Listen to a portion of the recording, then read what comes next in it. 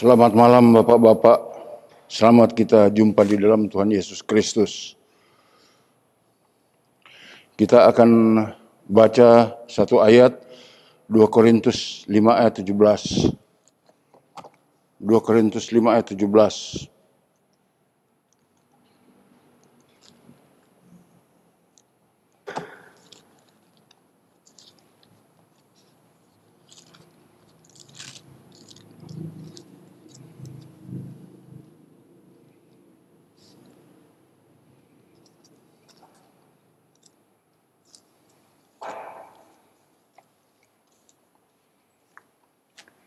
Kita akan baca 2 Korintus 5 ayat yang ke-17. Kita mulai. Jadi siapa yang ada di dalam Kristus, ia adalah ciptaan baru, yang lama sudah berlalu, sesungguhnya yang baru sudah datang. Saya akan beri judul firman Tuhan pada malam hari ini, yaitu memulai hidup baru. Kita baca ulang. 2 Korintus 5 ayat 17. Jadi siapa yang ada di dalam Kristus, ia adalah ciptaan baru, yang lama sudah berlalu, sesungguhnya yang sudah baru, yang baru sudah datang. Haleluya.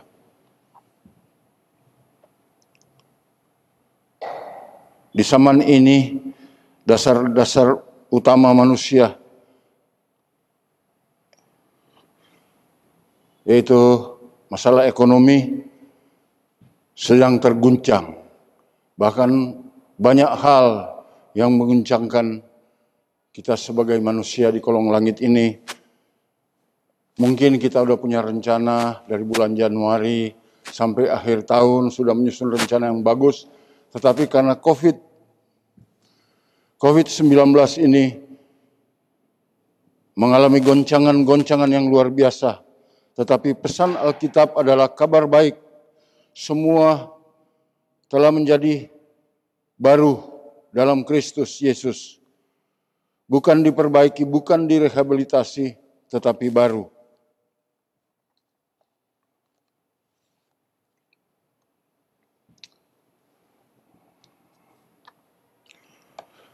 Pemazmur mengatakan, ia memulihkan jiwaku.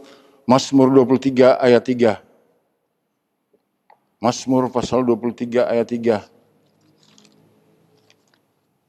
Ini ayat ini sudah sering kita baca, kita sering dengar, tapi malam hari ini kita menikmatnya lagi. Mazmur pasal 23 ayat yang ketiga.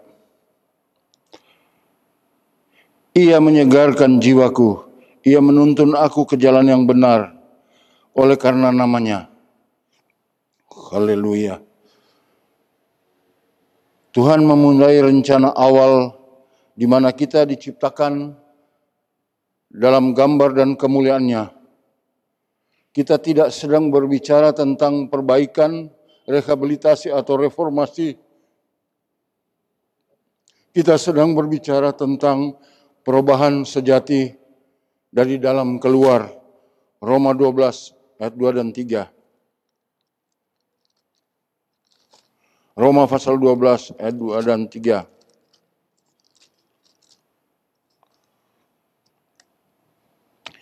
Janganlah kamu menjadi serupa dengan dunia ini, tetapi berubahlah oleh pembaharuan budimu sehingga kamu dapat membedakan mana kehendak Allah, apa yang baik, yang berkenan kepada Allah dan yang sempurna. Berdasarkan kasih karunia yang dianugerahkan kepadaku, aku berkata kepada setiap orang di antara kamu, janganlah kamu memikirkan hal-hal yang lebih tinggi daripada patut kamu pikirkan, tetapi hendaklah kamu berpikir begitu rupa sehingga kamu menguasai diri menurut ukuran iman yang dikaruniakan Allah kepadamu masing-masing.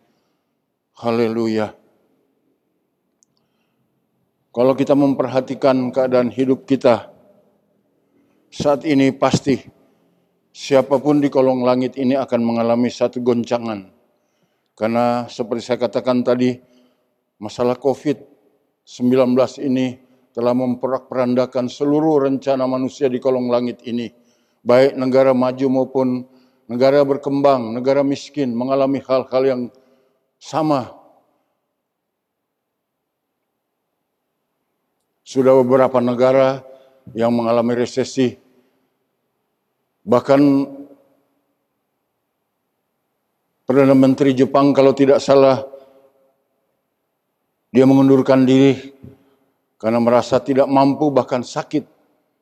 Ya, memang tidak mudah untuk menjalani kehidupan sekarang. Kita di tengah-tengah masalah yang berat, tetapi sebagai pria-pria di dalam rumah tangga kita harus memperhatikan keadaan kita sekitarnya. Seperti pemazmur tadi mengingatkan kepada kita, ia memulihkan jiwaku. Goncangan boleh terjadi, tetapi jiwa kita jangan sampai tergoncang. Karena kalau jiwa kita tergoncang, akan repot kita menghadapi situasi dunia saat ini.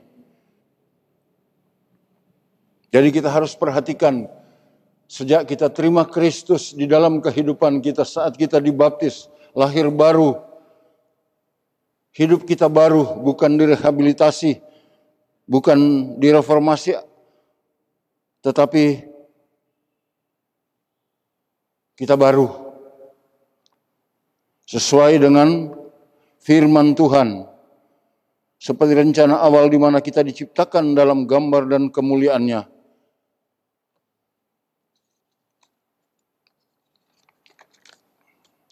Mungkin saat ini kita dalam berbagai masalah problem.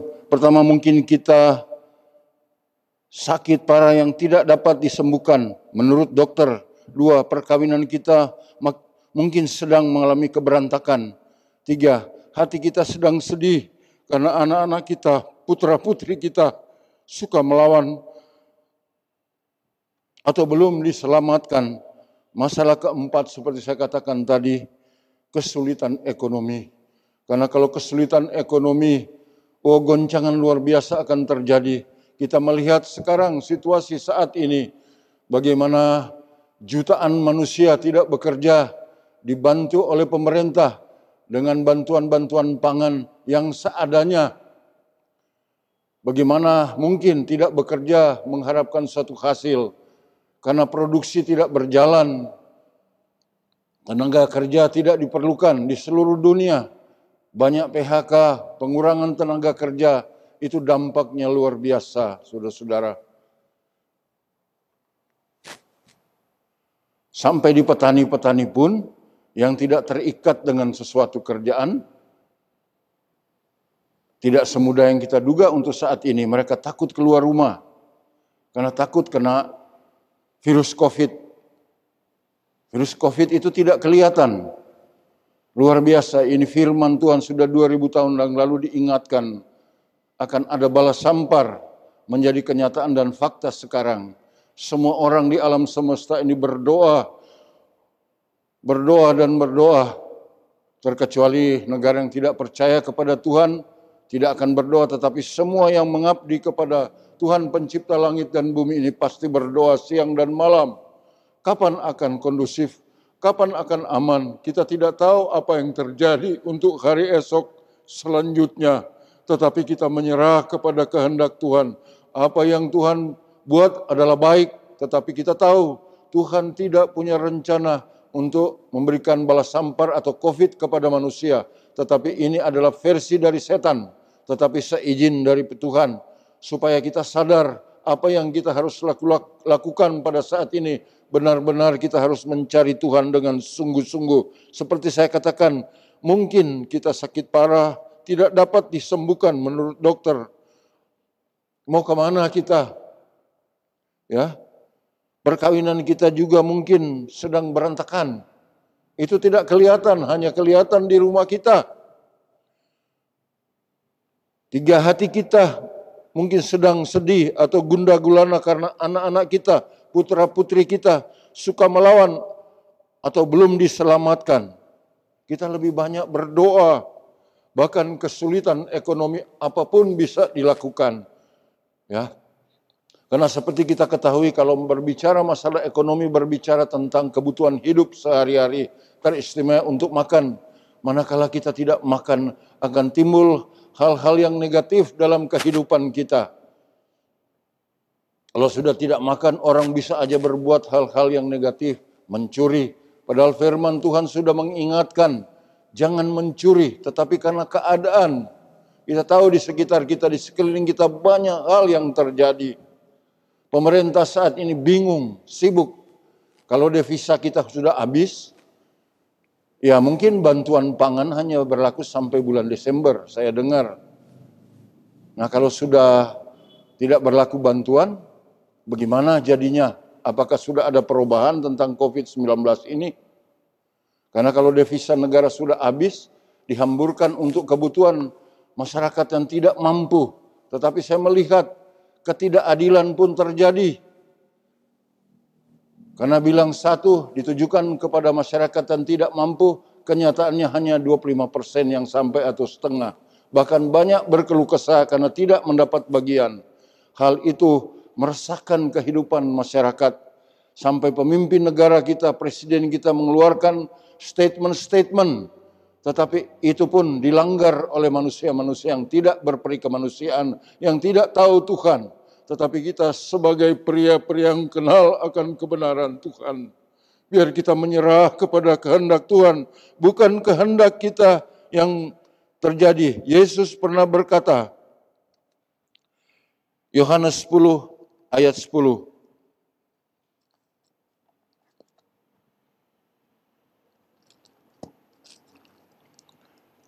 Yohanes pasal 10 ayat yang ke-10. Ini ayat ini sudah sering kita dengar, sudah sering kita baca. Yohanes pasal 10 ayat 10. Pencuri datang hanya untuk mencuri dan membunuh dan membinasakan. Aku datang supaya mempunyai hidup. Dalam mempunyainya dalam segala kelimpahan. Kita baca ulang. Yohanes 10 ayat 10. Pencuri datang hanya untuk mencuri dan membunuh dan membinasakan. Aku datang atau Yesus datang supaya mereka mempunyai hidup.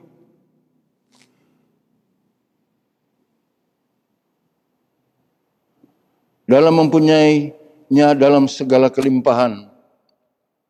Haleluya. Seperti kita ketahui tadi, kita telah baca ayat tadi. Yohanes 10 ayat yang 10. Ya, pencuri datang hanya untuk mencuri dan membunuh atau membinasakan. Jadi setan itu, kalau pencuri itu antek-anteknya setan. Apapun bisa dia lakukan. Kalau kepepet, kepergok, dia bisa membunuh tuan rumah, bisa berbuat hal-hal yang tidak sepantasnya. Tetapi firman Tuhan mengingatkan, pencuri datang hanya untuk mencuri dan membunuh dan membinasakan. Tapi aku datang, Yesus datang, supaya mereka mempunyai hidup dan mempunyai kehidupan yang berkelimpahan. Ini Yesus berkata dalam dua versi. Hidup, mempunyai hidup berarti hidup yang kekal. Bukan hidup yang penuh dosa, tetapi hidup yang penuh, yang akan menuju kepada kekekalan dan berkelimpahan. Jadi jasmani dan rohani diingatkan oleh Tuhan. Tuhan menjamin segala kehidupan kita. Manakala kita datang kepada Tuhan, meskipun kita mengalami hal-hal yang luar biasa, tetapi manakala kita datang kepada Yesus, ada dua jaminan. Dan kita harus perhatikan kehidupan yang kekal dan hidup yang berkelimpahan. Berkelimpahan di dalam tentu kehidupan jasmani. Musuh atau setan, musuh kita adalah setan, datang untuk mencuri dan membunuh dan membinasakan. Semua yang baik di dalam hidup kita, ia berusaha mengambilnya, ia menyerang keuangan kita, kesetiaan kita, pelayanan kita. hidup dan mempunyainya di dalam segala kelimpahan seperti telah kita baca tadi. Kehidupan yang Yesus bicarakan tidak hanya kehidupan kekal, tetapi Yesus ingin kita hidup berkelimpahan. Sekarang juga di mana kita berada di dunia yang berdosa, di mana kita tinggal di tengah keadaan yang sulit. Berulang-ulang di dalam Alkitab Tuhan meneguhkan berbagai contoh. Ada dua bagian di dalam tiap janji Tuhan, hidup dan berkelimpahan. Rasul Paulus pernah berkata di dalam Filipi 3 ayat 13-14. Filipi 3 ayat 13-14. Kita baca. Saudara-saudara, aku sendiri tidak menganggap bahwa aku telah menangkapnya, tetapi ini yang kulakukan. Aku melupakan apa yang di belakangku dan mengarahkan diriku kepada yang ada di hadapanku dan berlari-lari kepada tujuan memperoleh hadiah, yaitu panggilan surgawi dari Allah dalam Yesus Kristus. Ini kita diingatkan oleh Rasul Paulus, jangan melihat masa lalu.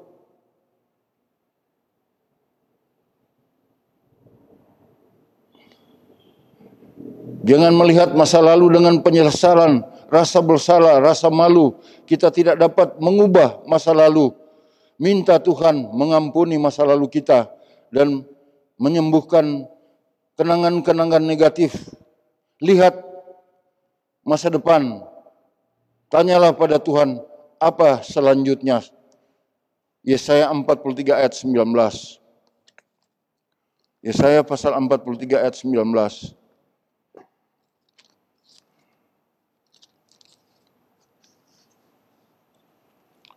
Yesaya pasal 43 ayat 19. Lihat, aku hendak membuat sesuatu yang baru, yang sekarang sudah tumbuh. Belumkah kamu mengetahuinya? Ya, aku hendak membuat jalan di padang gurun dan sungai-sungai di padang belantara. Kalau kita berjalan di dalam kehidupan Yesus, menurut kebenaran firman Tuhan, segala sesuatu bisa berubah. Mungkin di tengah kegersangan, di tengah kesulitan, akan merubah kehidupan kita, mengarah kepada tujuan kita, hidup baru. Jadi kalau kita sudah hidup baru, kita harus sesuaikan dengan kebenaran firman Tuhan. Jangan kita mengingat-ingat masa lalu kita. Karena kalau kita berjalan dengan Tuhan, kita ingat bangsa Israel dalam perjalanan selama 40 tahun menuju tanah Kanaan, banyak hal yang mereka hadapi. Tetapi Tuhan tetap memelihara mereka. Makanan, minuman, kesehatan tubuh dijamin oleh Tuhan. Manakala mengalami bencana malapetaka, dikejar oleh musuh, dikejar oleh antek-antek dari Firaun, Tuhan membela mereka. Pada saat malam hari, Tuhan memberikan tiang api supaya mereka boleh melihat sekitarnya. Pada siang hari Tuhan memberikan tiang awan supaya mereka merasa terlindung, tidak kepanasan.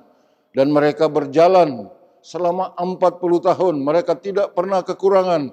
Mana-mana di surga mereka disediakan secukupnya. Mereka minta daging, Tuhan sediakan.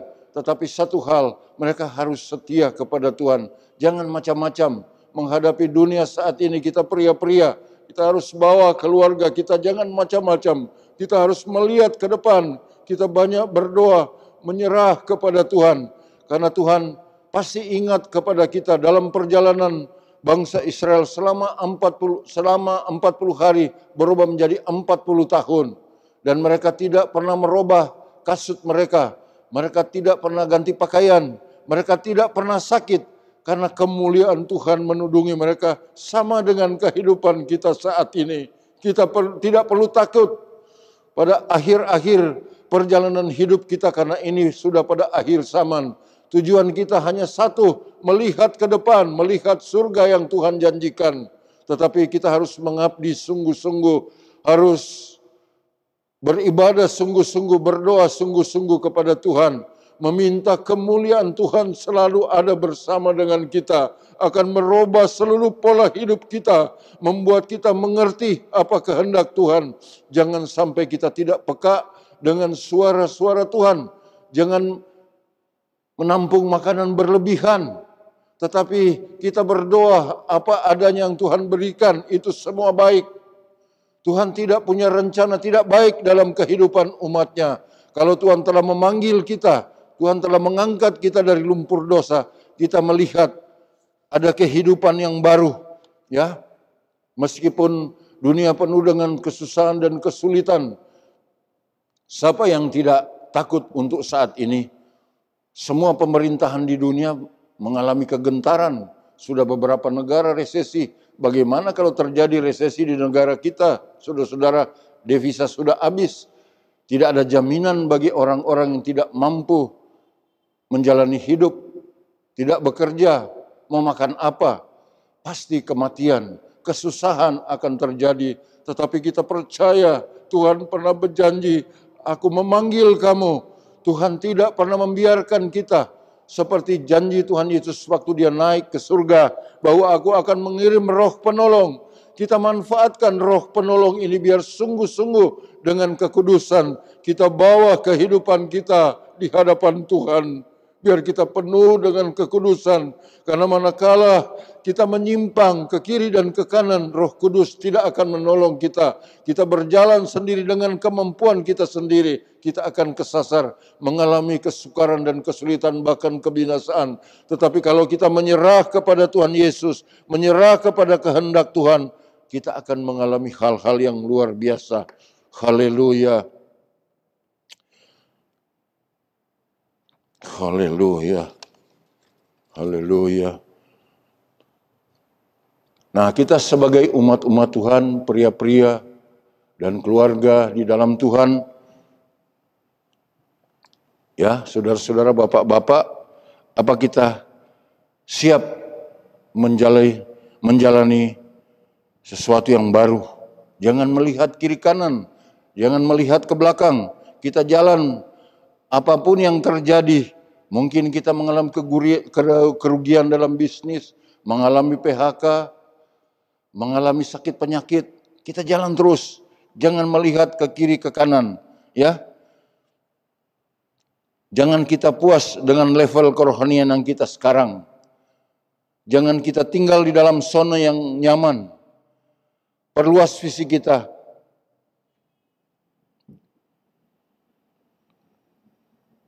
Perluas visi kita untuk menjalani awal yang baru, yang besar. Yesaya 54 ayat 2 dan sampai 4.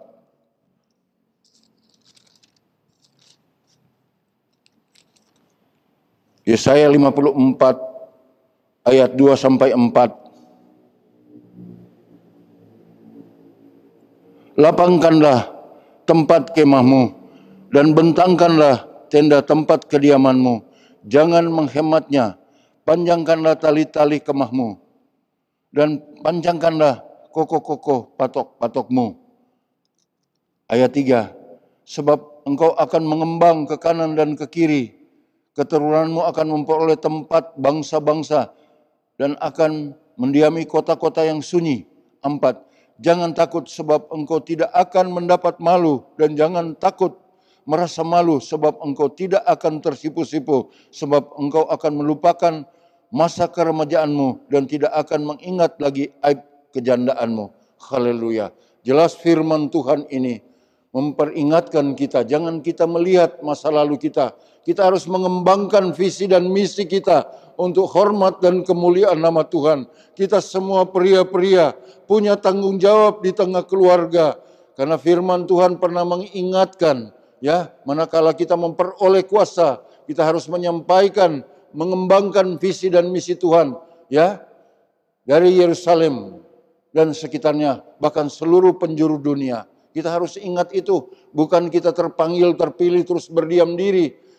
Jangan kita bersifat masak bodoh sebagai anak Tuhan, sebagai umat Tuhan, sebagai pria-pria yang dipercayakan oleh Tuhan menjadi imam-imam di tengah keluarga. Kita harus bijaksana Manakala kita mengalami hal-hal yang sulit, kita bertanya kepada Tuhan. Jangan bertanya kepada sesama manusia. Mungkin ada pria yang bertanya kepada istri, kepada anak-anak. Tidak ada masalah, tetapi yang terutama kita harus bertanya kepada Tuhan. Apa solusi yang Tuhan berikan di dalam kehidupan ini, di dalam menjalani hidup ini? Memang tidak mudah. Tuhan ingin kita memperluas visi kita.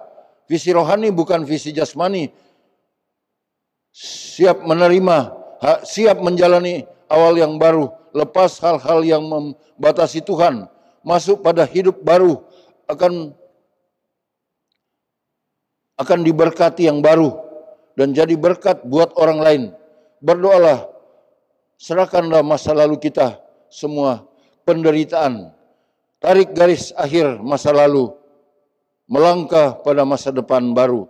Tidak peduli dengan masa lalu. Mungkin pernah narkotika, disiksa, bercerai, ditinggalkan, mundur rohani, miskin. Kita dapat memulai yang baru. Kita melupakan segala yang terjadi di sekitar kita. Bahkan di dalam pribadi kita, apa yang terjadi kita lupakan. Kita melihat ke depan. Melihat kepada Tuhan. Seperti saya katakan tadi, mungkin kita pernah narkotika, pernah mengalami siksaan batin, pernah mengalami hal-hal yang kita tidak diingini. Tetapi janganlah kita ingat-ingat masa lalu kita. Karena masa lalu itu akan menghambat ruang gerak maju kita menjalani kehidupan yang Baru. Hakim 3 ayat 31. Hakim pasal 3 ayat 31. Kita baca. Kita lihat perikopnya Samgar. Sesudah dia bangkitlah Samgar bin Anat. Ia menewaskan orang Filistin dengan tongkat penghalau lembu. 600 orang banyaknya. Demikianlah ia juga menyelamatkan orang Israel. Kita sudah tahu storynya, cerita ini. Bagaimana untuk membela bangsanya, bangsa Israel yang terkepung, terpojok oleh bangsa Filistin. Ia mengangkat apa yang ada padanya, yaitu tongkat penghalau lembu, dan membinasakan 600 orang banyaknya. Luar biasa. Ini bukan cerita kiasan atau cerita yang dibuat-buat, tetapi ini fakta dan kenyataan bahwa Samgar dipenuhi oleh kuasa Tuhan. Ya, zaman hakim-hakim diberikan kekuatan, kemampuan untuk berperang. Karena tidak mudah menjalani hidup ini. Memang meskipun kita mungkin banyak duit, bekerja enak, tetapi banyak hal yang kita akan hadapi. Tidak semudah yang kita duga. Memang kehidupan di dunia ini adalah lembah air mata. Tetapi kita harus yakin kita terpilih menjadi imamat yang berkerajaan. Manakala Samgar membunuh 600 Filistin dengan sebuah tongkat, tidak mengalami kesulitan dalam peperangan. Ia hanya memiliki sebuah tongkat. Mungkin kita tidak memiliki apa-apa untuk memulai. Tetapi bawalah apa yang ada di tangan. Gunakan, lihat Tuhan akan melakukan mujizat. Alkitab dipenuhi dengan kisah-kisah mereka yang mengawali awal baru. Melupakan hal-hal yang lama. Menjalani kehidupan baru. Pengalaman-pengalaman mereka. Kita ikuti langkah mereka. 1 Korintus pasal 10 ayat 11. Kita baca 1 Korintus 10 ayat 11.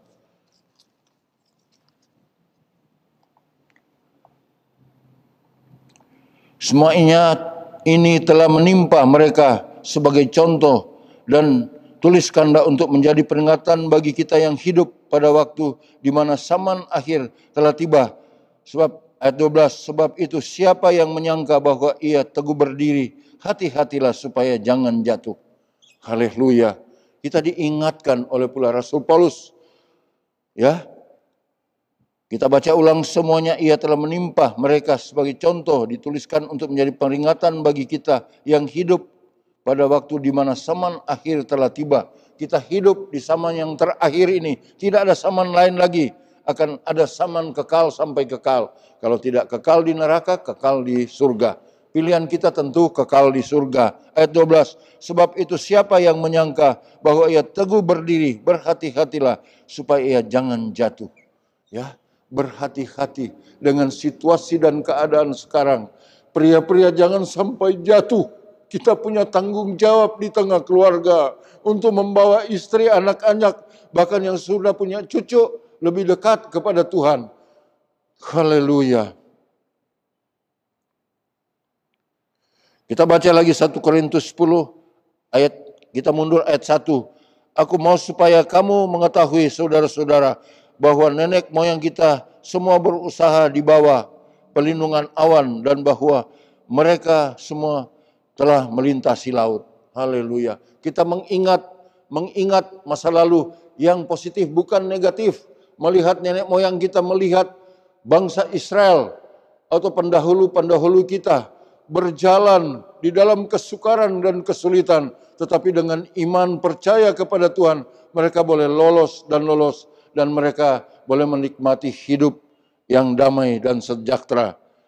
Ya, tidak pernah terlambat untuk memulai lagi. Mulailah sekarang, hari ini, hari-hari terbaik masih terbujur di depan kita. Terima kasih, haleluya, amin. Kita akan masuk di dalam doa, kita akan angkat pujian, Tuhan aku rindu. Tuhan aku rindu, Tuhan aku siap, penuhi aku dengan roh-Mu, ku rindu lawatanmu, Tuhan aku rindu. Tuhan aku siap, penuhi aku dengan roh-Mu, ku rindu lawatanmu, ku rindukan Kau hadir di sini saat ini, Yesus. Ku rindukan roh-Mu mengurapi saat ini, Tuhan. Haleluya, haleluya, haleluya. Kerinduan kami Tuhan, sebagai pria-pria yang terpanggil terpilih Tuhan, kami rindu selalu ada kekuatan baru hanya dengan roh-Mu Tuhan. Mari Tuhan bersama dengan kami Tuhan, agar kami mampu menjalani kehidupan kami. Tuhan, terima kasih buat firman-Mu yang kami nikmati, dimeteraikan di hati kami, menjadi renungan kami sepanjang kehidupan kami, bahwa Allah menjanjikan perkara-perkara yang luar biasa bagi kami semua. Terima kasih Tuhan. Inilah doa kerinduan kami bawa semua di dalam nama Tuhan Yesus Kristus dan Juru Selamat kami. Haleluya, haleluya, amin.